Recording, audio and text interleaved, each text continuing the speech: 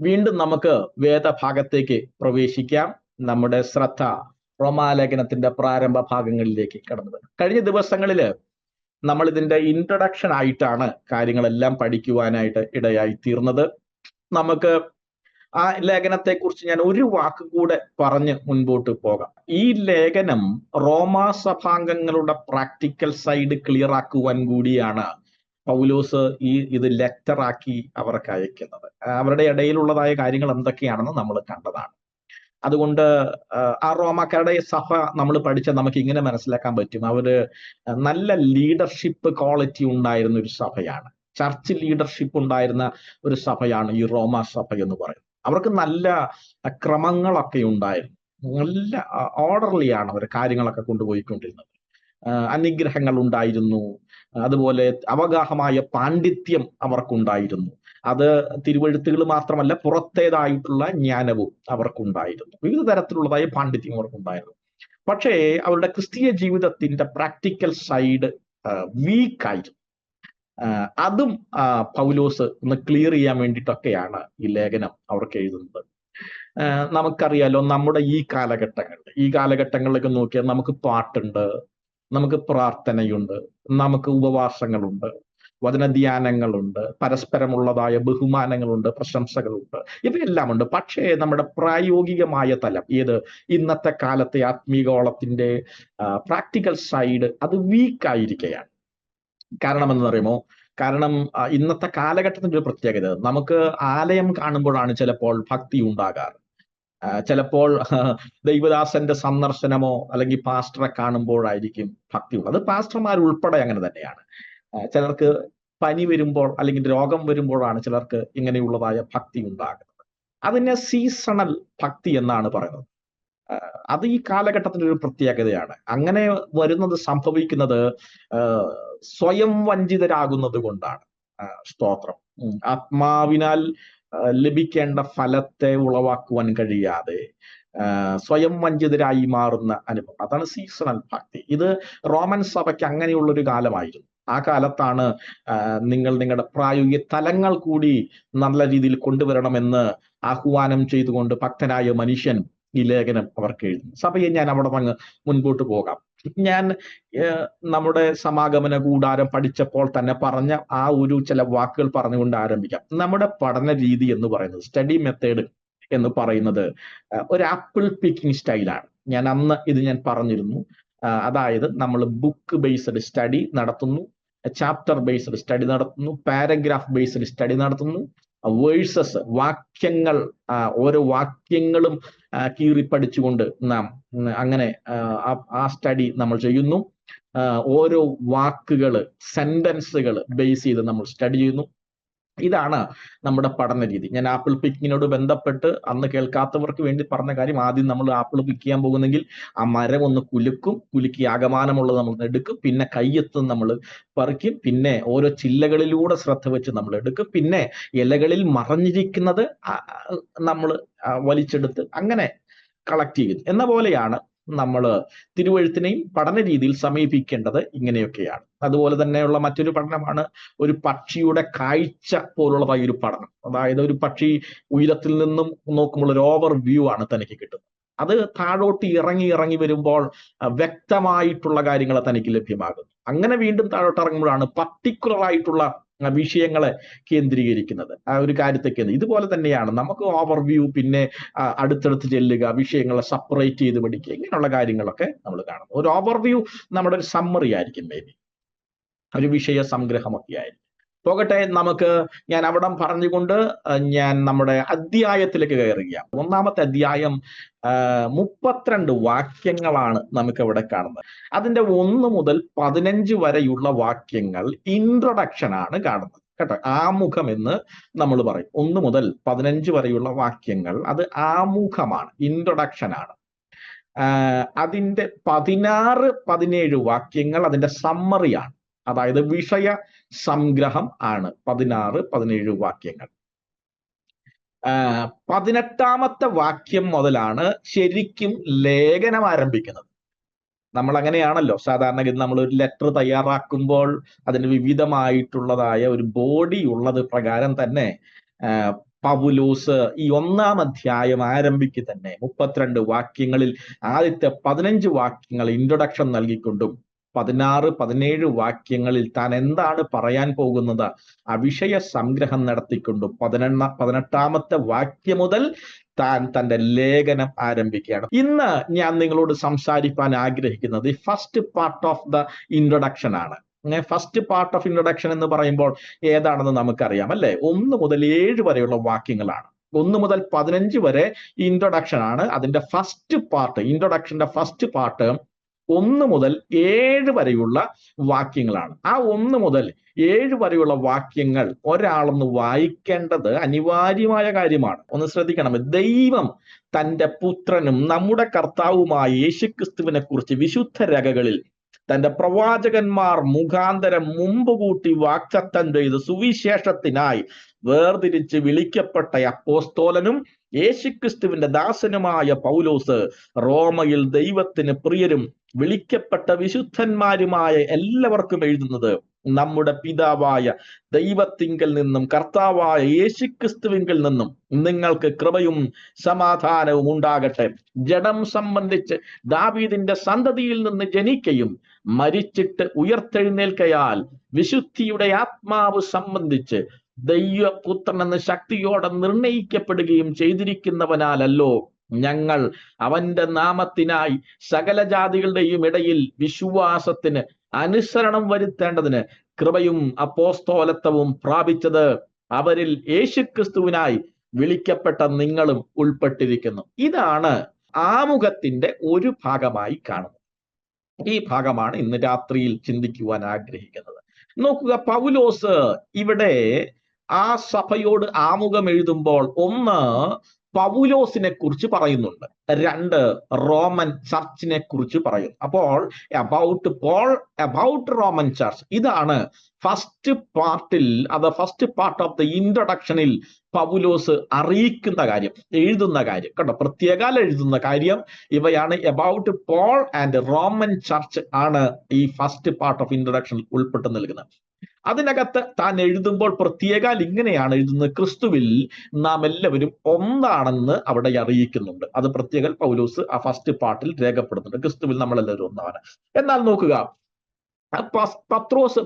പൗലോസ് തന്നെ കുറിച്ച് അവിടെ ഇൻട്രൊഡക്ഷൻ എഴുതിയപ്പോൾ, ഇൻട്രോ ചെയ്തപ്പോൾ പൗലോസ് പറഞ്ഞ കാര്യം എന്തൊക്കെയെന്നറിയുമോ? 1 തന്റെ വിളിയാണ്, 1 തന്റെ ലക്ഷ്യമാണ്, 1 തന്റെ പ്രസംഗമാണ്. 1 തന്റെ വിളിയാണ്, തന്റെ ലക്ഷ്യമാണ്, തന്റെ പ്രസംഗമാണ്. ഈ 3 കാര്യമാണ് തൻ്റെതായിട്ടുള്ള കാര്യത്തിൽ താൻ അവിടെ ഉൾപ്പെടുത്തിയിട്ടുള്ളത്.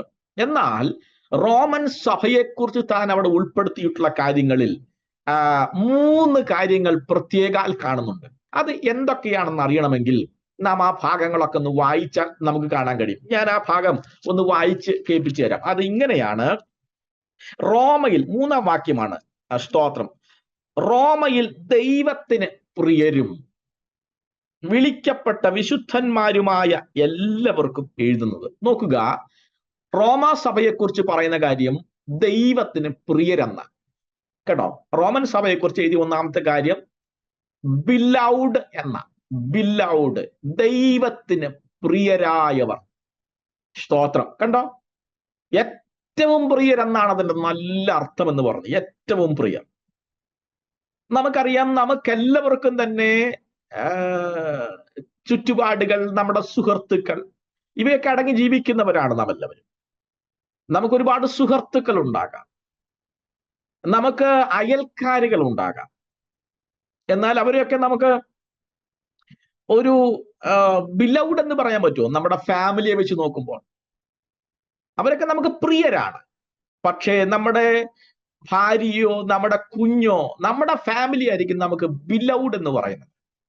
എന്ന് പറഞ്ഞ പ്രകാരം തന്നെ ദൈവം തൻ്റെ കുടുംബത്തിലെ, ദൈവ കുടുംബത്തിലെ അംഗങ്ങളായിട്ടാണ് റോമാ സഭയെ സ്നേഹിക്കുന്നതെന്നാണ് പൗലോസ് അർത്ഥമാക്കിയിരിക്കുന്നത്.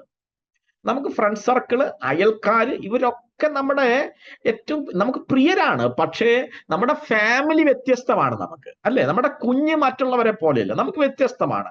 അതിനെ ബിലൗഡ്, ഏറ്റവും പ്രിയപ്പെട്ടതായി നാം കാണുന്നു. എന്ന പ്രകാരം ദൈവ കുടുംബത്തിലെ അംഗങ്ങളായി ദൈവം റോമാസഭയെ കണ്ടിരിക്കുന്നു. അതുകൊണ്ടാണ് പൗലോസ് പറയുന്നത് നിങ്ങൾ ദൈവത്തിന് പ്രിയരായി എന്ന്. അവിടെ പൗലോസ് അത് പറയുമ്പോൾ എടുത്തു കാണിക്കുന്ന കാര്യമുണ്ട്. ദൈവസ്നേഹത്തിന്റെ വലിപ്പമാണ്. റോമാസഭയോട് ബന്ധപ്പെട്ട് ദൈവസ്നേഹത്തിന്റെ വലിപ്പം പൗലോസ് അവർക്ക് എഴുതി കാണിക്കുക. നിങ്ങൾ ദൈവത്തിന് പ്രിയരായവരാണ്, ഏറ്റവും പ്രിയരായവരാണ്. അങ്ങനെയാണ് നോക്കുക. ദൈവസഭ രണ്ടാമത്തത് പറയുന്നത്, ഒന്ന് പ്രിയരായവര്, ബിലൗഡ്. രണ്ട് വിളിക്കപ്പെട്ട വിശുദ്ധന്മാർ. വിളിക്കപ്പെട്ട വിശുദ്ധന്മാര്. നിങ്ങൾ ആ പദങ്ങളൊക്കെ ഒന്ന് നോട്ട് ചെയ്യണമേ. വിളിക്കപ്പെട്ട വിശുദ്ധന്മാര്. എന്തുകൊണ്ട് അങ്ങനെ ഒരു പദം വരാൻ കാരണം? നോക്കുക സഭയെ, അവര് വിശുദ്ധരായത് കൊണ്ട് വിളിച്ചു എന്നല്ല എഴുതിയേക്കുന്നത്. ആണോ? വിശുദ്ധരായത് കൊണ്ട് കർത്താവ് എല്ലാവരെയൊക്കെ ഒന്ന് വിളിക്കുവോ?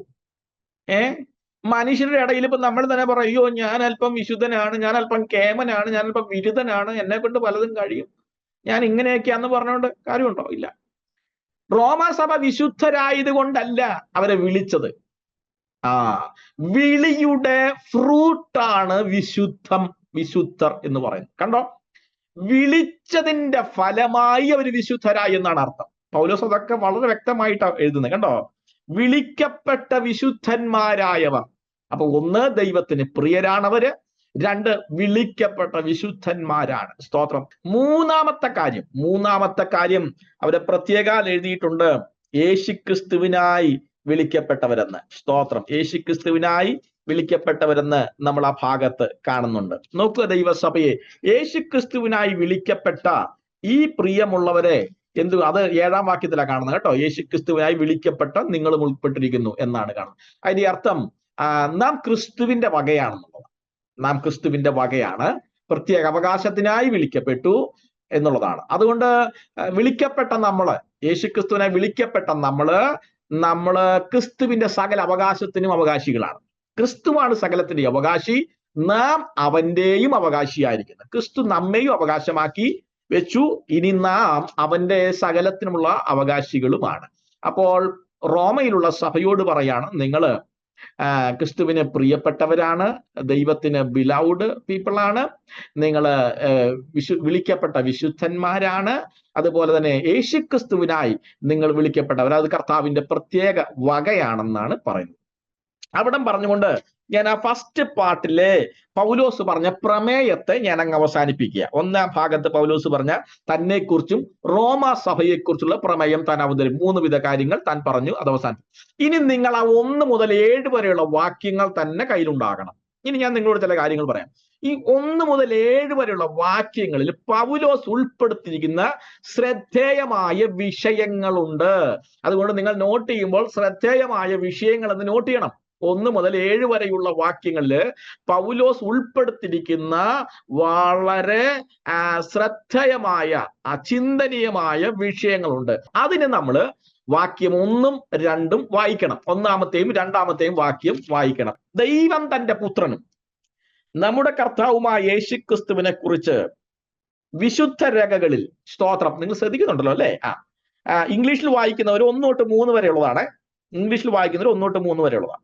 ദൈവം തന്റെ പുത്രനും നമ്മുടെ കർത്താവുമായ യേശുക്രിസ്തുവിനെ കുറിച്ച് വിശുദ്ധ രേഖകളിൽ തന്റെ പ്രവാചകന്മാർ മുഖാന്തരം മുമ്പ് കൂട്ടി വാഗ്ദത്തം ചെയ്ത സുവിശേഷത്തിനായി വേർതിരിച്ച് വിളിക്കപ്പെട്ട അപ്പോസ്തലനും യേശുക്രിസ്തുവിന്റെ ദാസനുമായ പൗലോസ്.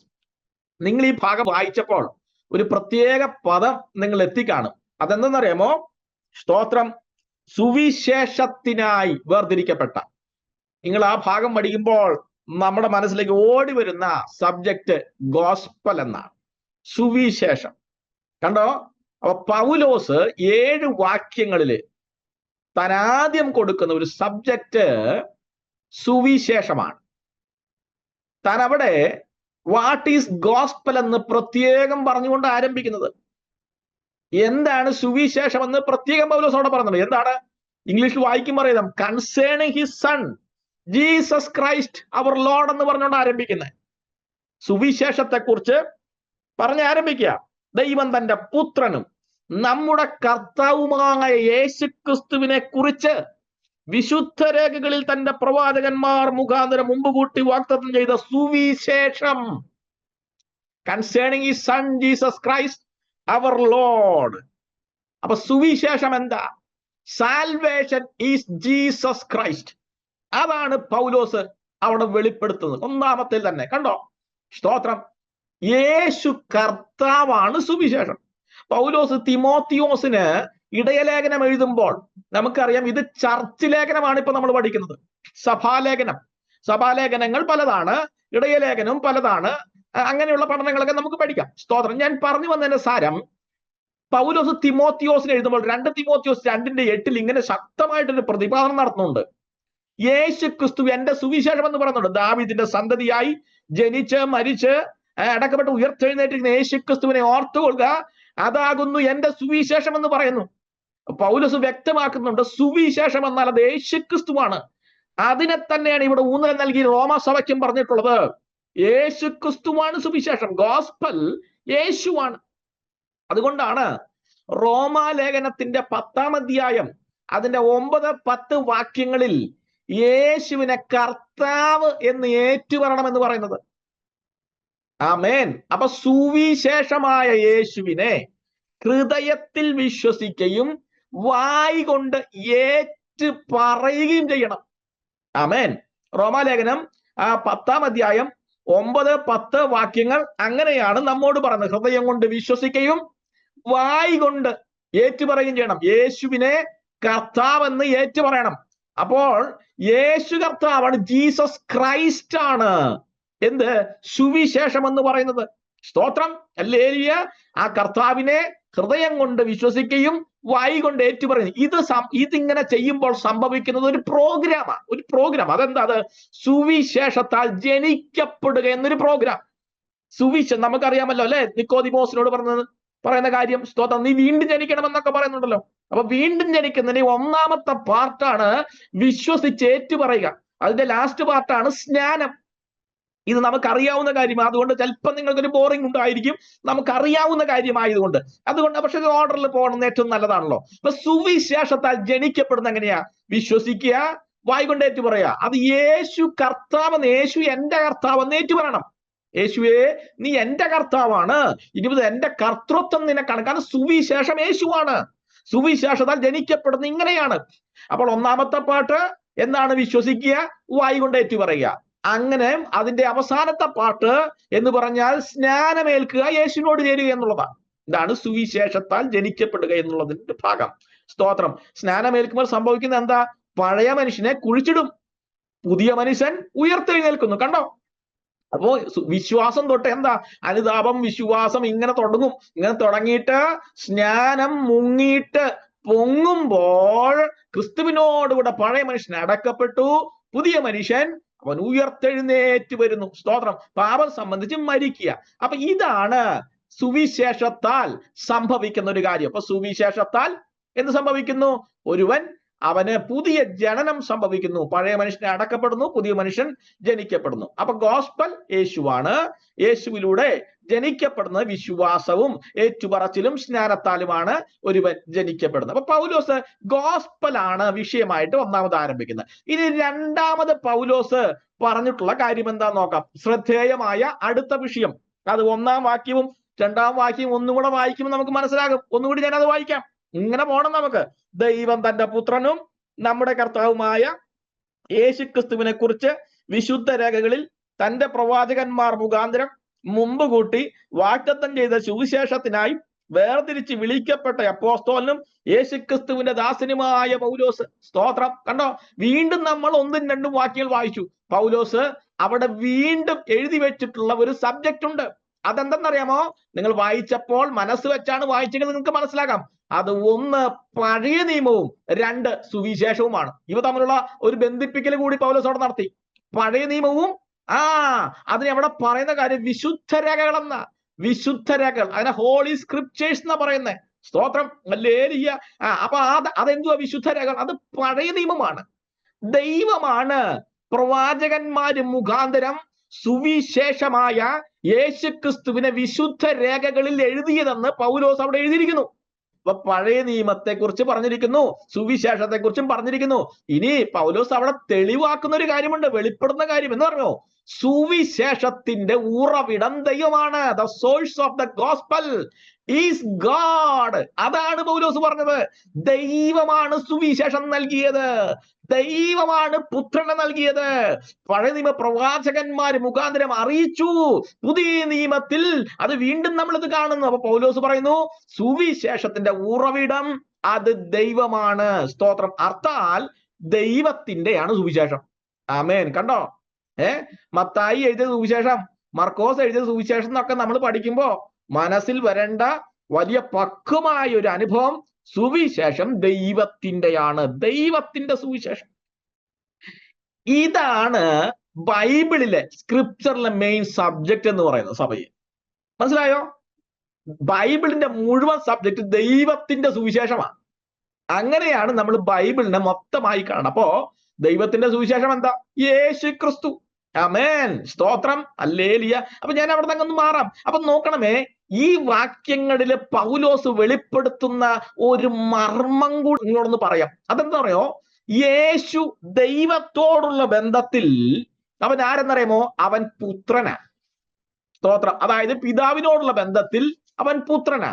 എന്നാൽ യേശു മനുഷ്യരോടുള്ള ബന്ധത്തിൽ അവൻ ആരാ? അവൻ കർത്താവാണ്. ആമേൻ. അത് ആ ഭാഗം പൗലോസ് ആ വാക്കിലൂടെ പ്രത്യേകമായി പൗലോസ് അവിടെ വെളിപ്പെടുത്തുന്ന ഒരു മർമ്മമായിട്ട് പൗലോസ് വെളിപ്പെടുത്തുന്നുണ്ട്. ഞാൻ അവിടെ നിന്ന് മാറാം. അപ്പോ ശ്രദ്ധേയമായ രണ്ടാമത്തെ സബ്ജക്ട് നമ്മൾ അവിടെ നിന്ന് മാറ്റുന്നു. ഇനി മൂന്നാമത്തെ സബ്ജക്റ്റിലേക്ക് നമ്മൾ കയറുക. അതിന് 5-ാമത്തെ വാക്യമാണ് മലയാളം ബൈബിളില്.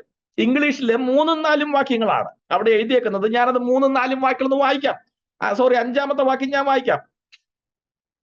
ജഡം സംബന്ധിച്ച് ദാവീദിന്റെ സന്തതിയിൽ നിന്ന് ജനിക്കയും മരിച്ചിട്ട് ഉയർത്തെഴുന്നേൽക്കയാൽ വിശുദ്ധിയുടെ ആത്മാവ് സംബന്ധിച്ച് ദൈവപുത്രൻ എന്ന് ശക്തിയോടെ നിർണയിക്കപ്പെടുകയും ചെയ്തു.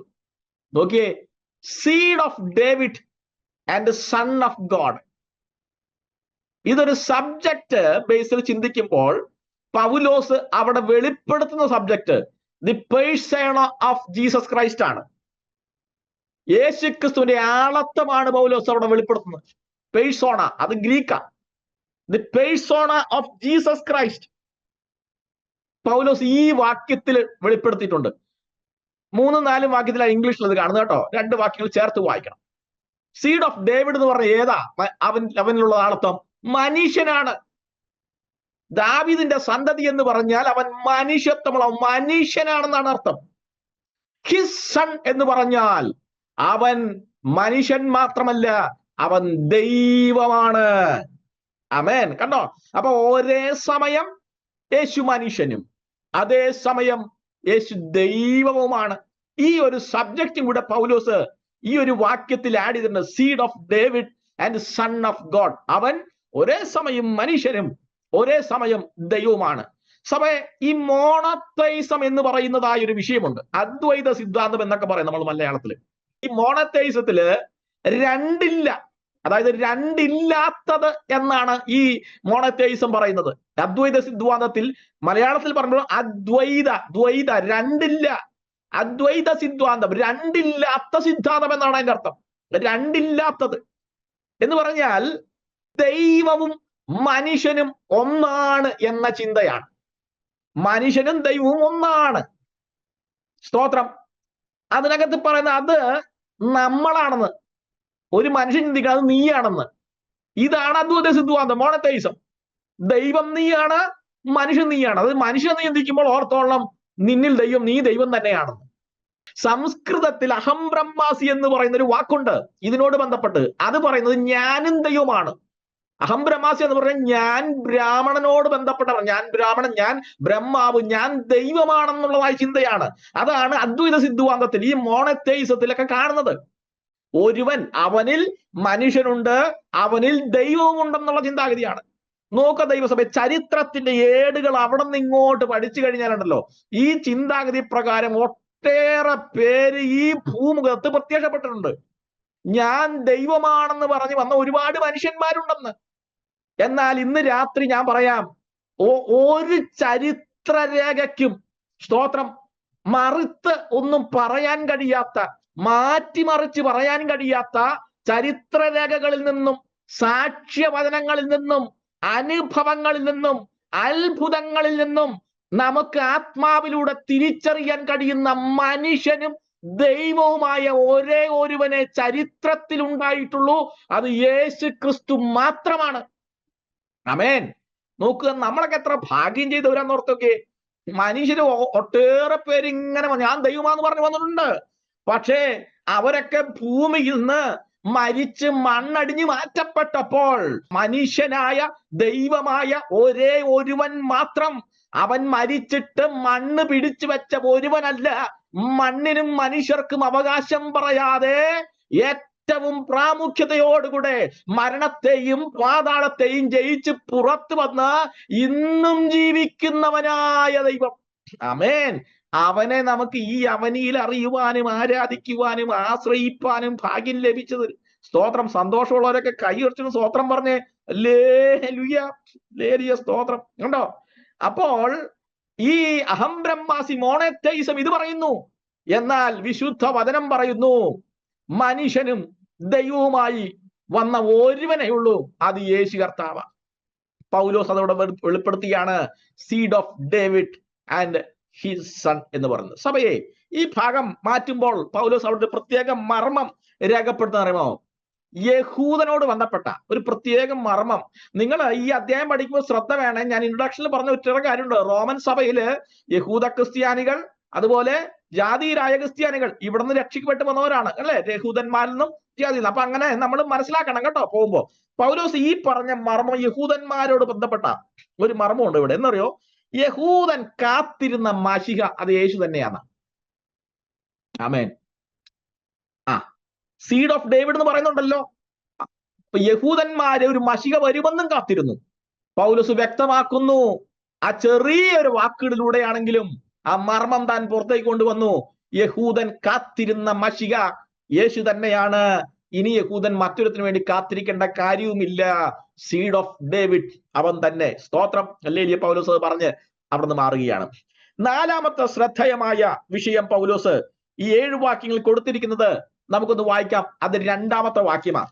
തന്റെ പ്രവാചകന്മാര് മുഖാന്തരം മുമ്പ് കൂട്ടി വാഗ്ദത്തം ചെയ്ത സുവിശേഷം. കണ്ടോ? വാക്യം 2 പ്രോമിസ് എഫോർ എന്നതായ പദം ചില വേർഷനിൽ നിങ്ങൾക്ക് ബ്രാക്കറ്റിൽ ഇംഗ്ലീഷിൽ കാണാം. സ്തോത്രം. പ്രോമിസ് എഫോർ. ആമേൻ. അപ്പൊ പൗലോസ് അടുത്ത ശ്രദ്ധേയമായ വിഷയം, 4-ാമത്തെ വിഷയം പൗലോസ് കൊണ്ടുവന്നിരിക്കുന്നത് എന്തുവാ? മുമ്പ് കൂട്ടി വാഗ്ദത്തം ചെയ്ത സുവിശേഷം. സ്തോത്രം. മുമ്പ് കൂട്ടി വാഗ്ദത്തം ചെയ്ത സുവിശേഷം. സഭയെ സിമ്പിൾ ആയിട്ട് പറഞ്ഞാൽ, വളരെ വ്യക്തമായിട്ട് പൗലോസ് അവിടെ പറയുന്ന ഒരു കാര്യമാണ്, സുവിശേഷം യഹൂദന്മാരുടെ ഔദാര്യമല്ല. ആമേൻ. കണ്ടോ? ആ മുമ്പ് കൂട്ടി വാഗ്ദത്തം ചെയ്ത സുവിശേഷം എന്ന് പറയുമ്പോൾ മനസ്സിൽ അത് വരണം. സുവിശേഷം യഹൂദന്മാര് തന്ന ദാനമല്ല. സുവിശേഷം യഹൂദന്മാരുടെ ഔദാര്യമല്ല. അത് ദൈവത്തിന്റെ വാഗ്ദത്തമാണ്. ഞാൻ അതാ നേരത്തെ പറഞ്ഞ സുവിശേഷം ദൈവത്തിന്റെയാണ്. യഹൂദന്മാരെയും അവരുടെ സംസ്കാരങ്ങളെയും അനാവശ്യത്തിന് ഉപയോഗിക്കുന്നവരോടുള്ള ഒരു താക്കീതാണ് ഈ വാക്യം. അനാവശ്യത്തിന്. കാരണം എന്തെന്നറിയാമോ?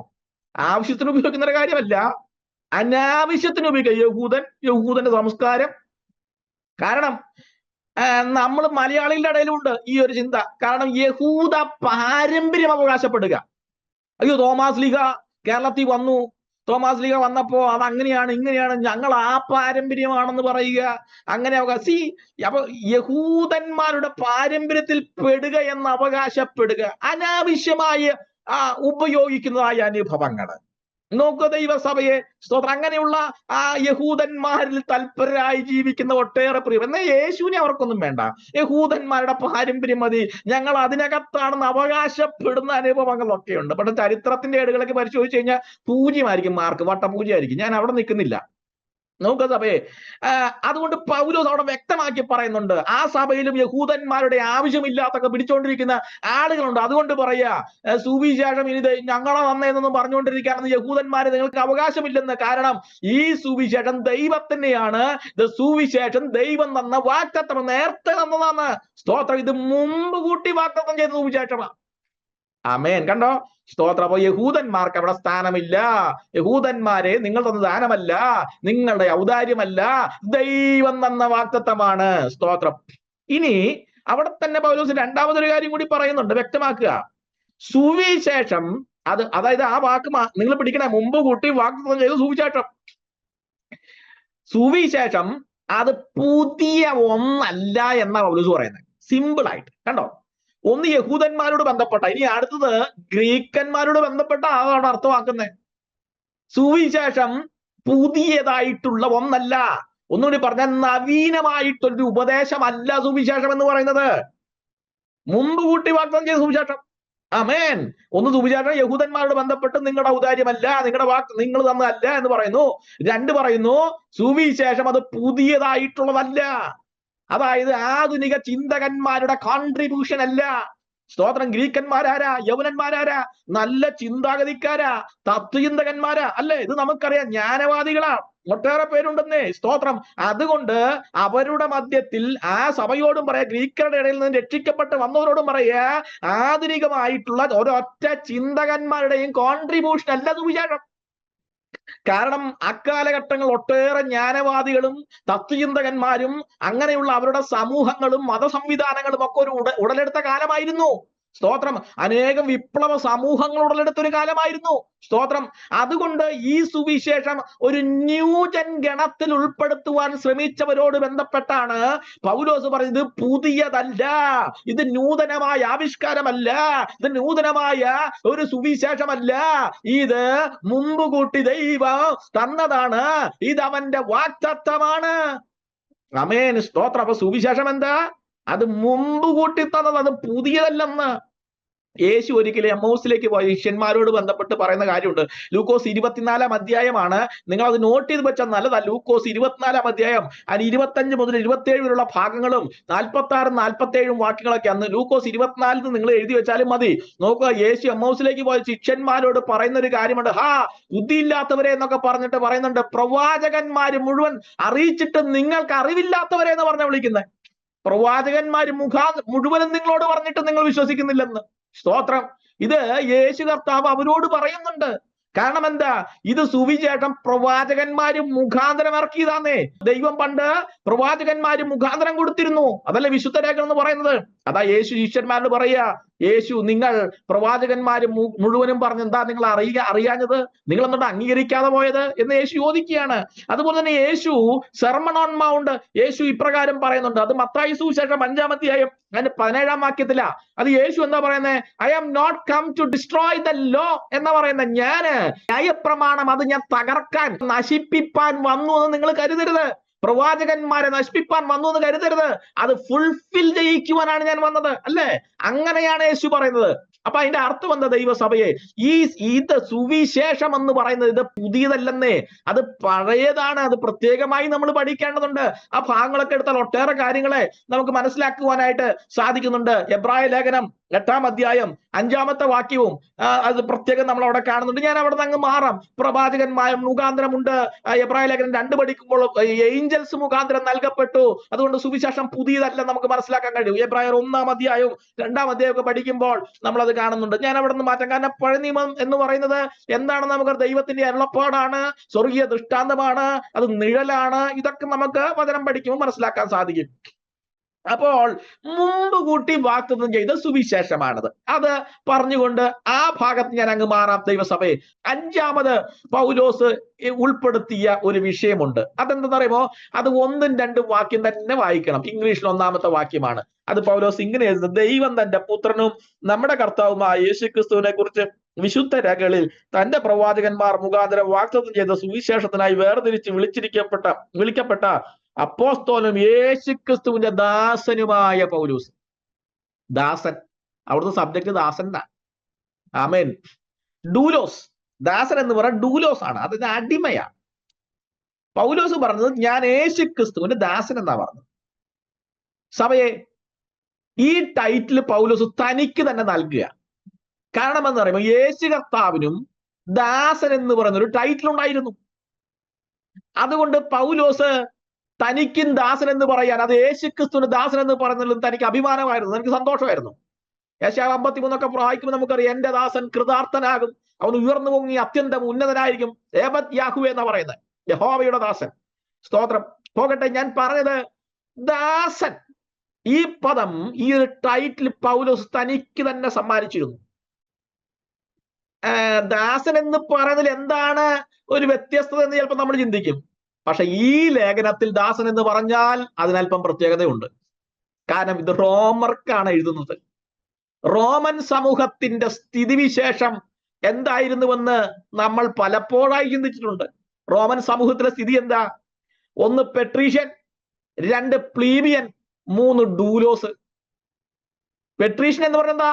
സമൂഹത്തിന്റെ ഉന്നത കുലജാതന്മാർ, സമൂഹത്തിലെ ഉന്നത സ്ഥാനീയരായവര്. റോമ നഗരത്തിലും റോമൻ സാമ്രാജ്യത്തിലും റോമാക്കാരായ ആളുകളുടെ ഇടയിൽ അവര് തന്നെ നൽകിയിട്ടുള്ളതായ സ്ഥാനമാണ് പെട്രീഷ്യൻസ്, ഏറ്റവും ഉന്നത സ്ഥാനീയരായ ആളുകൾ. രണ്ടാമത് പ്ലീബിയൻസ് ആണ്. പ്ലീബിയൻസ് എന്ന് പറഞ്ഞാൽ സമൂഹത്തിന്റെ ഇടത്തരം ആളുകൾ, ബിസിനസ്സുകാരോട് ബന്ധപ്പെട്ടൊക്കെയാണ് അത് കാണുന്നത്, പ്ലീബിയൻസ് എന്ന് പറയുന്നത്. മൂന്നാമത്തെ വിഭാഗം ഡൂലോസ് ആണ്, അതായത് അടിമ. സ്തോത്രം. ഒരു ബോണ്ട് മാൻ ഓഫ് സർവൈൽ കണ്ടീഷൻ, ഒരു പ്രത്യേകമായിട്ടുള്ള നിയമത്താൽ കെട്ടപ്പെട്ട് കിടക്കുന്ന ഒരുവൻ, അടിമ, ദാസൻ. സ്തോത്രം. അങ്ങനെയുള്ള ദാസന്മാരുടെ ചിത്രമൊക്കെ നമ്മൾ ബൈബിളിലൂടെ കാണുന്നുണ്ട്. അപ്പൊ റോമയിലെ സ്ഥിതി ഇതാ.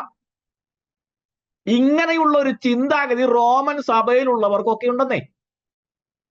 സഭയാണെങ്കിലും അയ്യോ ഞാനാണ് പെട്രീഷ്യൻ, സഭയാണെങ്കിലും ഞാനാണ് പ്ലീബിയൻ, സഭയാണെങ്കിലും ഞാനാണ് ഡൂലോസ്. അയ്യോ ഇന്നത്തെ സഭകളിലുണ്ട്, ഇല്ലാന്നൊന്നും ഞാൻ പറഞ്ഞില്ല കേട്ടോ. നമ്മുടെ സഭയുടെ കാര്യമല്ല ഈ പറയുന്നത്, ഇന്നത്തെ സഭകളിലുണ്ടെന്നേ. ഞാനൊരു കാര്യം, രക്ഷിക്കപ്പെട്ട് സ്നാനപ്പെട്ട ശേഷം ഈ ചിന്താഗതി പാടില്ല. അതുകൊണ്ടാണ് പൗലോസ് നിങ്ങളുടെ പ്രാക്ടിക്കൽ സൈഡിൽ നിങ്ങൾ ഒരുപാട് ചിന്താഗതി മാറ്റാറുണ്ട്. അതുകൊണ്ട് പൗലോസ് തന്നെത്താൻ എഴുതി, ഞാൻ ഡൂലോസ് ആണ്, ഞാൻ യേശു ക്രിസ്തുവിന്റെ അടിമയാണ്, ദാസനാണെന്ന്. അത് ഈ സഭയ്ക്ക് എഴുതുമ്പോൾ പ്രത്യേകതയുണ്ട് സഭയെ. ഒന്നും കൂടി പറഞ്ഞാൽ പൗലോസ് വളരെ താഴ്മ ധരിച്ചവനായി തന്നെ റോമൻ സഭയ്ക്ക് പ്രസന്റ് ചെയ്ത് കാണിക്കുക. അല്ലാതെ ഇന്നത്തെ പോലെ റവറന്റ്, ഡോക്ടർ, ബിഷപ്പ്, പോൾ എന്നൊന്നും അല്ല പൗലോസ് സംബോധന ചെയ്തത്, അല്ലെ? റവറന്റ്, ഡോക്ടർ, ബിഷപ്പ് എന്ന് വെക്കുന്നതൊക്കെ നല്ലത് തന്നെ കേട്ടോ. സ്തോത്രം. എന്നാൽ മറ്റൊരാൾ പറയുമ്പോഴാണ് നല്ലതാവുന്നത്. നമ്മൾ തന്നെ പറയുമ്പോൾ എന്തോ ഒരു പോലെയായും. പൗലോസ് തന്നെ എങ്ങനെയാ? ഏറ്റവും താഴ്മ ധരിച്ചവനെ. ഞാൻ അടിമയാണെന്ന് പറഞ്ഞ റോമാ സഭയ്ക്ക് ലേഖനം എഴുതുന്നത്. ഞാൻ ദാസനാന്നേ. നോക്ക് ദൈവസഭ, നമുക്കും അങ്ങനെ ഒരു ക്വാളിറ്റി ഉണ്ടാകട്ടെ. നമ്മൾ ക്രിസ്തുവിന്റെ ദാസൻ എന്ന് പറയുന്നതിൽ ഒരു നല്ല ഒരു മനോഭാവം നമുക്കുണ്ടാകട്ടെ. ഒരു ദാസന്റെ ക്വാളിറ്റി എന്താന്നൊക്കെ ഗലാത്യ ലേഖനം നമ്മളോട് പറയുന്നുണ്ട്. എന്ന് പറയുമ്പോൾ അത് 1-ാം അധ്യായം വായിക്കുമ്പോൾ കാണുന്നുണ്ട്, മനുഷ്യരെ പ്രസാദിപ്പിക്കാതെ ദൈവത്തെ പ്രസാദിപ്പിക്കുക. അതാണ് ഒരു ദാസൻ, ദൈവത്തിന്റെ ദാസൻ, യേശു ക്രിസ്തുവിന്റെ ദാസൻ എന്ന ഒരു ക്വാളിറ്റി എന്ന് പറയുന്നതാണ്. മനുഷ്യരെ പ്രസാദിപ്പിക്കാതെ, അത് 1-10 ഗലാത്യ ലേഖനം. മനുഷ്യരെ പ്രസാദിപ്പിക്കാതെ ദൈവത്തിനെ പ്രസാദിപ്പിക്കുക എന്ന് പറയുന്നത്. 20-ാം അധ്യായം 28-ാം വാക്യം, അനേകർക്ക് വേണ്ടി തന്റെ ജീവനെ കൊടുക്കുവാൻ വേണ്ടിയാണ് തന്നെ മനുഷ്യപുത്രൻ. ഞാൻ ആ വാക്യൊന്ന് വായിക്കട്ടെ. ദൈവം 20-28 മത്തായി. മനുഷ്യപുത്രൻ ശുശ്രൂഷ ചെയ്യിപ്പാനല്ല, ശുശ്രൂഷിപ്പാനും അനേകർക്ക് വേണ്ടി തന്റെ ജീവനെ മറുവിലയായി കൊടുപ്പാനും വന്നതുപോലെ തന്നെ എന്ന് പറഞ്ഞു. അപ്പൊ യേശു കർത്താവ് ആ ഒരു ക്വാളിറ്റി കീപ്പ് ചെയ്യായിരുന്നു, പിതാവിനെ പ്രസാദിപ്പിക്കുക. തന്റെ ആഗ്രഹം അതാണ്, അയച്ചവന്റെ വേല നിവർത്തിക്കുക. അതാണ് തന്റെ ആഹാരം എന്ന് പറയുന്നുണ്ട്. നോക്കുക, ഒരു ദാസനെ പോലെ പൗലോസ് പറഞ്ഞു, ഞാൻ യേശു ക്രിസ്തുവിന്റെ ദാസനാണ്, യേശു കർത്താവിനെ പ്രസാദിപ്പിക്കുന്നവനാണ് എന്നർത്ഥം. അത് ഈ റോമക്കാരുടെ ഇടയിൽ പറയുന്നത് ഏറ്റവും എളിമപ്പെട്ടവനാണ്, ദാസനാണ് എന്നുള്ള അർത്ഥമാണ്. കർത്താവിന്റെ ദാസൻ എന്ന് പറയുന്നതിൽ നമുക്ക് അഭിമാനം ഉണ്ടാകട്ടെ ദൈവസഭയെ. ദാസൻ എന്ന പദം പൗലോസ് പിന്നീട് പല ഭാഗങ്ങളില് റോമാസഭയോട് പറയുന്നുണ്ട്. അത് നമുക്ക് പിന്നീട് പഠിക്കാം. ഒന്നുകിൽ പാപത്തിന്റെ ദാസൻ, അല്ലെങ്കിൽ നീതിയുടെ ദാസൻ, ഇതൊക്കെ പൗലോസ് പറയുന്നുണ്ട്. ഞാൻ ആ ഭാഗം ഒന്ന് വിടുന്നു. 8:40 നിങ്ങളുടെ ചിന്താമണ്ഡലങ്ങളെ ബുദ്ധിമുട്ടിലേക്ക് നയിക്കുന്നില്ല. പൗലോസിന്റെ ശ്രദ്ധേയമായിട്ടുള്ളതായ സബ്ജക്റ്റുകൾ തീർന്നിട്ടില്ല.